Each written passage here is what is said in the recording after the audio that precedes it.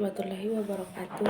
Perkenalkan, nama saya Gita Wilestari dengan NIM 90500123099. Baik, di sini saya akan menjelaskan materi tentang analisis pendapatan nasional berbasis ekonomi Islam.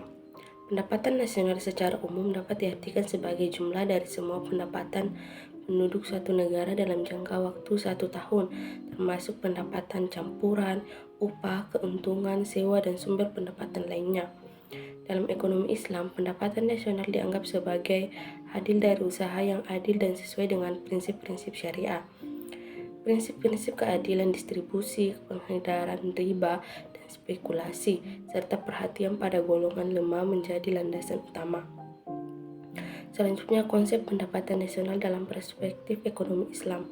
Konsep pendapatan nasional dalam perspektif ekonomi Islam memiliki perbedaan mendasar dengan pendekatan konvensional.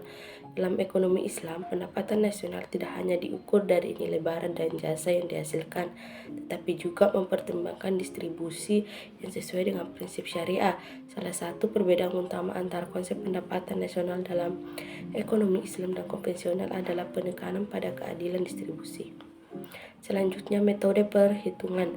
Metode perhitungan pendapatan nasional dalam perspektif ekonomi Islam menawarkan pendekatan yang lebih holistik dan inklusif dibandingkan metode konvensional. Dengan demikian, pendekatan Islam menawarkan perspektif yang lebih lengkap. Selanjutnya, hal-hal yang dapat diukur dengan pendekatan pendapatan nasional berdasarkan ekonomi Islam.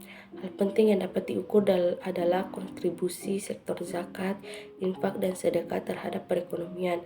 Pengumpulan dan pendistribusiannya dapat diukur untuk mengetahui dampaknya terhadap pengurangan kemiskinan dan peningkatan kesejahteraan sosial. Selanjutnya, pendapatan nasional dalam ekonomi Islam dapat menyeimbangkan antara aspek material dan spiritual dalam kehidupan ekonomi.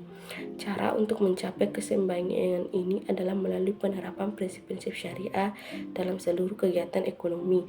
Prinsip-prinsip seperti keadilan, kejujuran, transparansi, dan tanggung jawab sosial harus menjadi landasan dalam setiap transaksi ekonomi.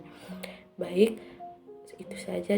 Wassalamualaikum warahmatullahi wabarakatuh.